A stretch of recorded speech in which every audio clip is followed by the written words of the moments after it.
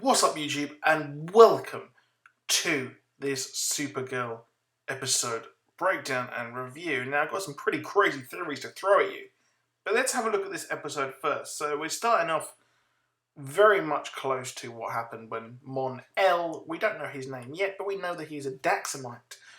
We know that he is, well, not friendly with Kara, as we saw. And this is also weirdly the first episode without Clark Kent, so I'm hoping he turns up later on. Would be cool to see him in the Four-Night crossover, but I don't think he had the presence to be this kind of all-saving kind of god that Henry Cavill did in, obviously, Man of Steel. So a fair bit actually happened in this episode, which was incredibly enjoyable to watch. We got Linda Carter herself, Wonder Woman, playing the President of the United States of America, which is pretty progressive here, because really, it's as far as I can tell in pop culture, really one of very little times we had a female in charge of a whole country. The only other one I can really recall is the Prime Minister in Doctor Who, whose name completely forgets me.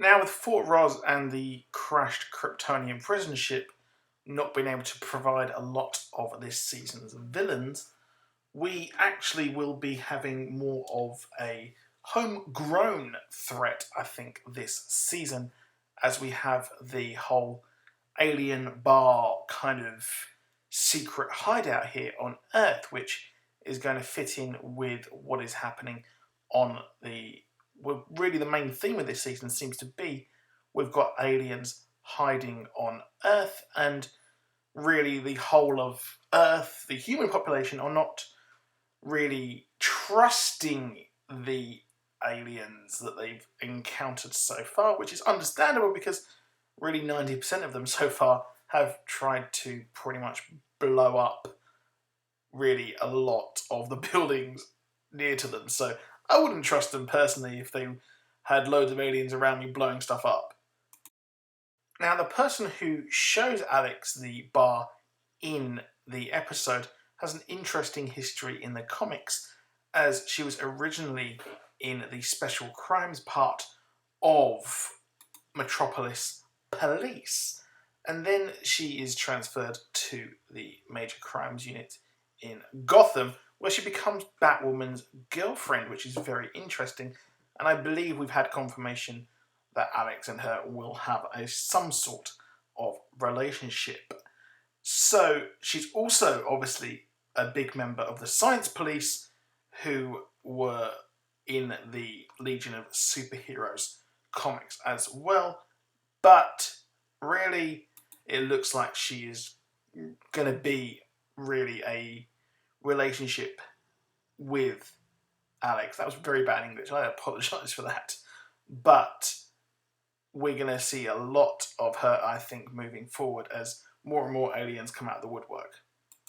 Now, a good portion of this episode was featured on Mon-El, who is really, in the comics, quite a storied character with quite a big past. So we learn about Daxamites not really liking the Kryptonians and vice versa.